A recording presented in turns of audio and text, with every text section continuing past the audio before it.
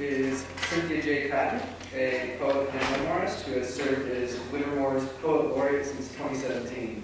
She authored 2 popular books on wetland and a poetry collection, Across an Aqueous Moon, Travels in Autism. Her award-winning work has appeared in 16 anthologies, plus publications such as The Mom Egg and Spoon River Poetry Review. 2 essays were performed on stage, and the Museum of Motherhood featured her work in 2015. Patton is an attorney, activist, educator, and founder of the nonprofit organization Autism A to Z. She hosts the long-running Whistle Stop Writers Open Mic in Livermore. The East Bay native lives with her adopted autistic daughter, a dog, and 2 rowdy cats. She's completing another poetry collection, plus a memoir on her unconventional journey to motherhood. Thanks, and welcome, Cynthia, everybody.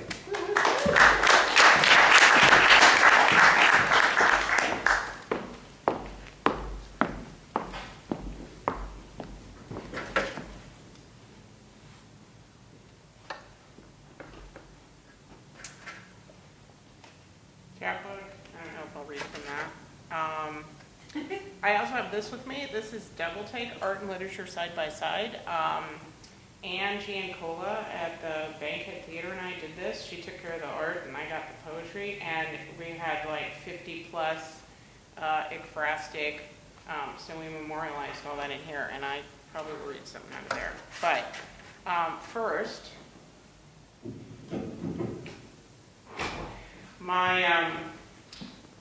the attorney in me wanted to read this. I actually wrote this the last time the Supreme Court chipped away at Roe v. Wade, but I got it out a couple nights ago and looked at it, and I went, yeah, still kind of applies. My bones knew. On the night the country burned red and I cried myself to sleep, my bones knew this was coming. We ignored pussy grabs and homophobic rants, Playboy payoffs, blackout, drunk frat boy antics, and too many ethic violations to count. Every day there's another constitutional crisis which might explain how we miss the signs despite neon lights flashing, flashing, flashing, war zone ahead. Now, The Handmaid's Tale seems more memoir than fiction, and rights I took for granted as a teen slip away. Why does my wasted womb scare men so much? A better question, when will women stop sitting in second class, handing over the keys to a tarnished kingdom? We may have forgotten bitter lessons learned by mothers and grandmothers, but it's etched on our bones. Choice still equals freedom.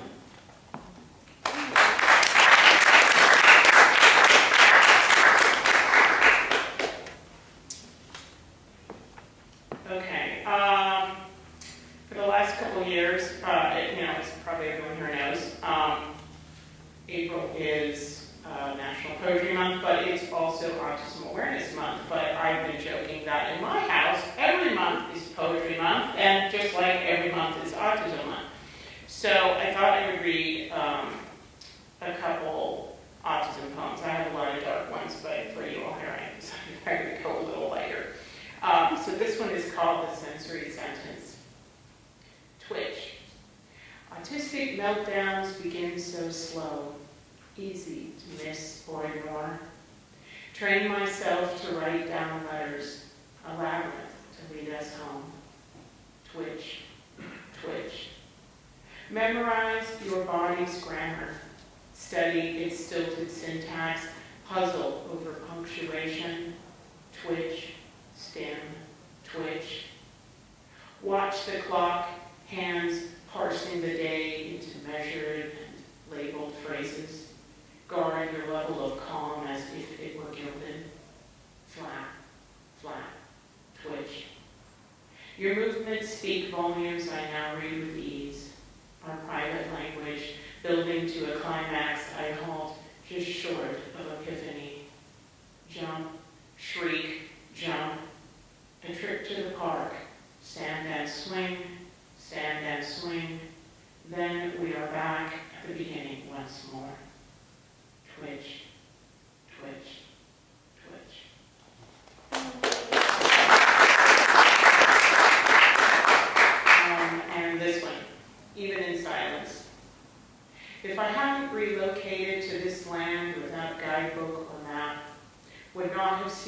my words swim in shadowed alpine pools, how intelligence boils beneath silent surface.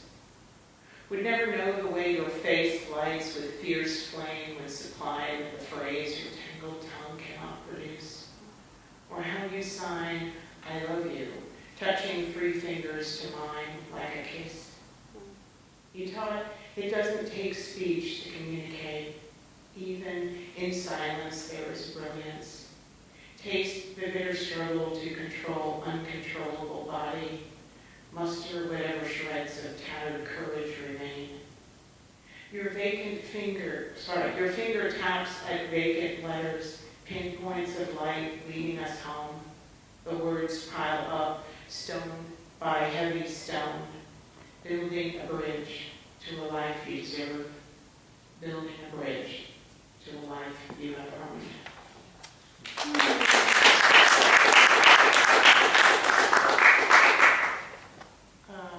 Okay, I have a lot of long climate change poems, but this is a short one. Jane Hirschfeld, I wish I remembered the poem. She has a poem that starts, they will say, and let's just say she kind of takes the opposite, she goes in the opposite direction. So, for that, they will say we did nothing, and they will be correct.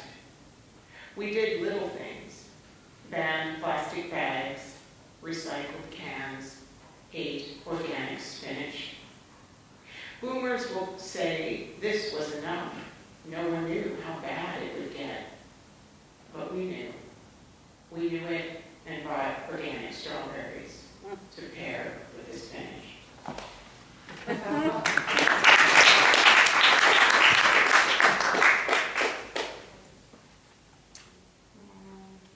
Okay. I'll read this and then I'll read one from the anthology.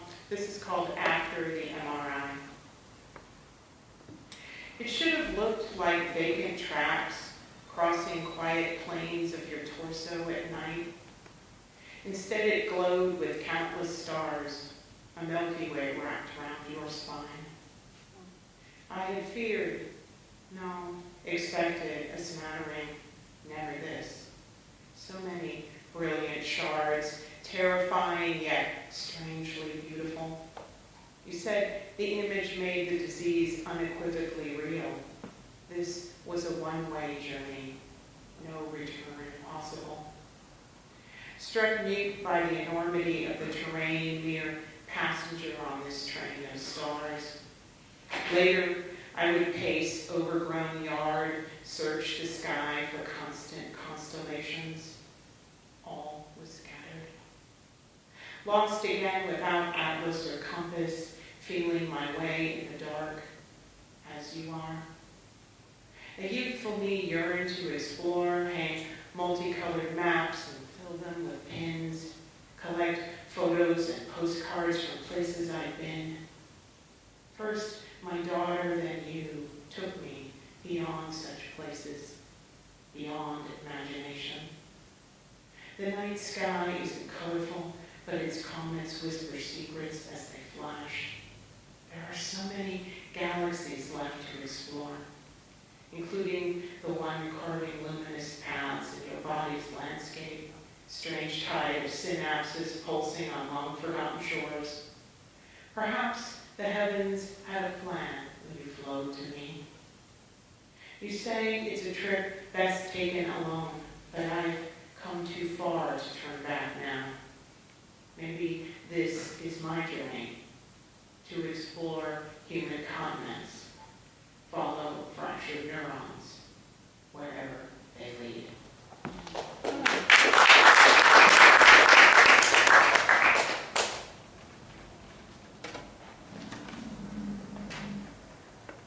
How am I doing on time? Great, okay. I might read two more. This one, we had poems about death, honoring the dead. This one is for my grandmother. It still surprises me. It still surprises me how the cut grass smell of lettuce brings you to vivid life. How the salty sting of wind-blown sand waves crashing beyond speckled dunes reduces me to a child. How a pipe's burnt umber scent, a typewriter's worn clucking erases 50 years. How the sweet crunch of caramel corn still echoes in my dreams. How newspaper clippings taped to index cards never fail to make me smile. How I can't read Steinbeck without hearing the quiet cadence of your voice. How a lonely desert landscape always brings you near.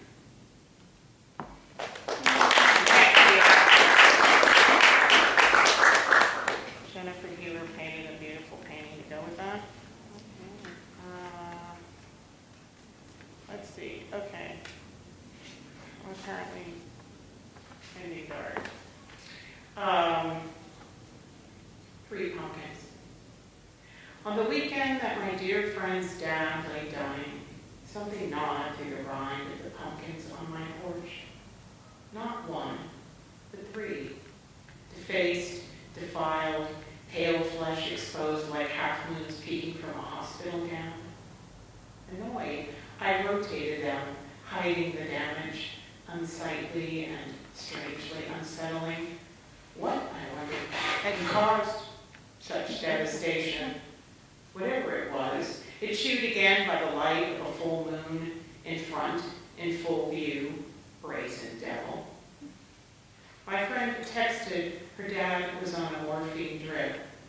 It's harder than I thought, she said. In the morning, the once plump pumpkins sagged, like melted candles sputtering in harsh light. They would not last the day. Sat on the porch steps and cried, not knowing if it was for the pumpkins, my friend's father, or my aging parents. Perhaps all 3. The air was unseasonably hot and smelled of rain that would not fall. So much of life is harder than I thought. Maybe we all should feast with soil-stained mouth, scatter seeds, ignore the